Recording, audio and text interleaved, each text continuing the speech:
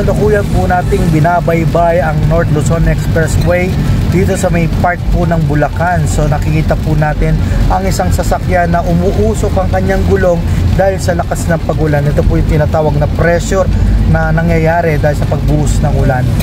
Live po tayo ngayon. Kasama po si Emmanuel Bryan. Si Emmanuel Bryan, ano ang masasabi mo sa paglalakbay ngayon dito sa NLEX?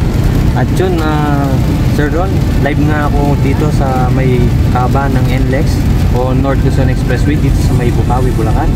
At kasalukuyan natin masasaksihan ang patuloy na pagdaloy ng mga sasakyan na sobrang bilis naman at walang nakakaabala na trapiko dito sa ating kalsada. At yan muna ang magiging update dito. Back to you, Sir Ron. Siyempre dahil sabi mo nga ay pagdaloy ng mga sasakyan at ganoon din yung pagdaloy ng ulan. So isang paalala sa lahat po ng motorista na kasama natin, kasabay natin ngayon sa mga papunta pa lang ng Manila at pauwi ng kanilang mga lugar kung saan man lupalok sa mundo. Iba yung pag-iingat lamang po dahil madulas po ang kalsada. So ito muna po ang update. Live na live po tayo ngayon. Express News ngayon.